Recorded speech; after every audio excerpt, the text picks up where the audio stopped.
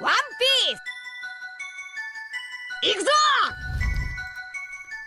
Theories confirmed, but Oda still wins. Hi everyone, it's Flying Panda. There really isn't much to say about this other than One Piece has ascended even further in this chapter. This ability is amazing, it's goofy, it's awesome, creative, powerful, everything that makes One Piece, One Piece. Luffy is amazing, and his power is the absolute perfect match for him. He's a monster, and a troublemaker. Theories in One Piece do come true, like I confirmed in this channel many times, but when so many come at once, how are you supposed to feel? I'm talking about Luffy's new god powers, which are more shown in One Piece chapter 1045. When we break down Luffy's power, you can see he has indeed made the surroundings rubber, which I explained in my Rubber World video from 4.5 years ago for him. Almost like being inside a bouncy castle. This will be very difficult for an opponent to move properly and would reduce the impact when Luffy lands on it. A weaker form of this could be that wherever Luffy lands, this is where the ground would have the environment affected. This could lead to traps for the opponents to fall or bounce into. As we know, Luffy sometimes imitates an opponent's attack, like Gear Second is the same as CP9's Zoru. I believe Luffy's final attack in an awakened form is to bounce around in such pace where the opponent cannot see him, and then he strikes, just like Bellamy doing it with his Spring Fruit. Luffy must have learned of being aware of the possibility of awakening their fruit from his 2 years training with Silver's Rayleigh. Rayleigh indeed taught Luffy the basics of Haki, and during that time Luffy eventually perfected this ability. I believe Rayleigh also explained to him about the possibility of awakening his fruit, but due to not being a Devil Fruit user himself, he cannot show it to Luffy. As Luffy has seen both Doflamingo and Katakuri's awakening their Paramecia fruits, Luffy now knows the possibility and should be able to imitate it. During Luffy's fight versus Doflamingo, Luffy notes that such a feat of awakening makes it no longer appear to be the power of a mere Paramecia. And of course, we see in this chapter clearly Luffy in his new giant form, which we explained in a video almost 2 years ago. Just like his Gear 4 form, it took a while to form and maintain, using up a lot of energy for his Haki and the transformation. You see, we believe that Luffy is aspiring to take on a giant form. Back when he fought Rob Lucci and used his Gear 3 in the fight for the first time, he mentioned that it's the arm of a giant. And prior to this, Luffy had met 4 giants, but only count 2, as the 2 at Enies Lobby were much too late for the idea to happen.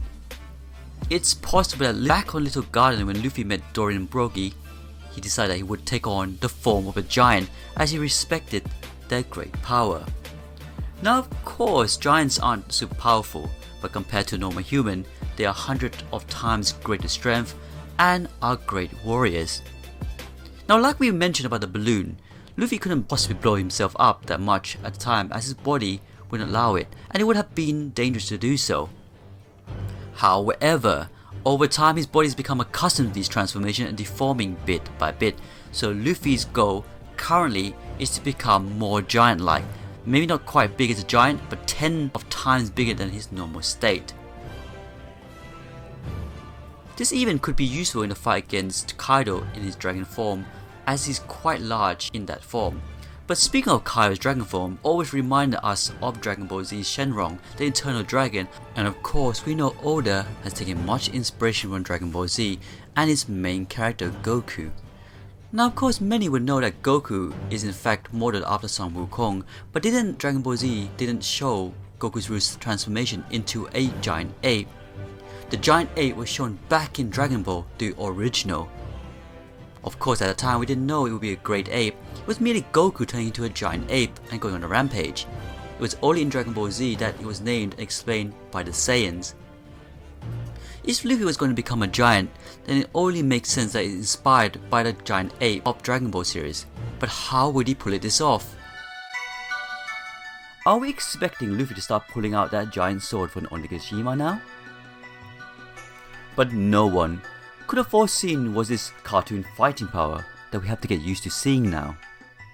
Who would have predicted that this power would exist? It makes you think of all these Tom and Jerry memes were a foreshadow. This fight has way too much comedy in it, and it's hard to be emotionally and seriously invested in it, which is a great flaw for an overall storytelling and in terms of making Kaido a more interesting and appealing villain. But turning your opponents also into rubber? Luffy can now turn his own crew and alliance into a Gomu Gomu no army. Not only that, Luffy is overpowered but has created an overpowered rubber crew. Imagine Usopp's nose never breaking ever again. But let's not think that far, because the possibilities are endless. Well, at least he still says Goma Goma is a Nika Nika. But the concerning part about his transformation is that Luffy's overall design is white. I was hoping that it's more an aesthetically coloured design, but what if it isn't? Well, it goes back to my old theory that Luffy is still dying because of his fruit's power. If this is the case, then would that mean that this hair colour is just him aging? Or is more simpler than that? As you all know, Oda was inspired by Akira Toriyama, who created Dragon Ball series. According to Toriyama, Super Saiyans have yellow hair entirely because it will be easier to draw. What's important to remember is that manga is black and white, so extra time needed to be spent inking the jet black hair of characters like Goku and Vegeta. But other than that, we have to say Kaido is still holding his ground against the most ridiculous power. He nearly killed Luffy 4 times, 4 against the Scabbards, Law, Kid Killer, Zoro and Yamato without a single break. But Luffy just grabbed Kaido's neck and tail and used it as a jump rope. This is the single most disrespectful thing I ever seen in a fight. But we have seen a weakness in his form, that's taking power attacks just like the Borrow Breath. So Luffy is still beatable, but hey, Luffy just learned how to use his power and he's still all bruised up. Let's see what happens on when he goes through some mythical training.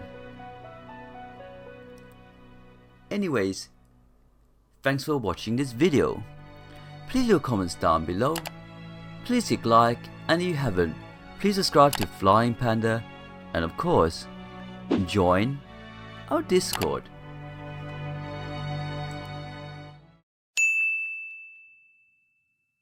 Flying Panda! As you know, we got a Twitter account, meet us there. We got a Facebook, join us there. And also we got a Discord channel with over 2,000 members. We're a great admin team, great members. We always talk about our One Piece theories in this channel. We always talk about One Piece in general. We talk about films. We talk about games. So if you haven't already, see you there on the Discord channel. Flying Panda. One thing, I don't know why. It doesn't even matter how hard you try. Keep that in mind, I designed this rhyme. Explain in due time. All I know. Time is a valuable thing. Watch it fly by as a pendulum swings. Watch it count down to the end of the day. The clock ticks life away, it's so unreal. Didn't look out below. What time fly flew out the window. Trying to hold on, but didn't even know. I wasted it all just to watch you go. I kept everything inside, even though I tried. It all fell apart. What it meant to be will eventually be a memory of a time when I tried so hard. Flying Panda. Yeah. Flying Panda. Here we go now.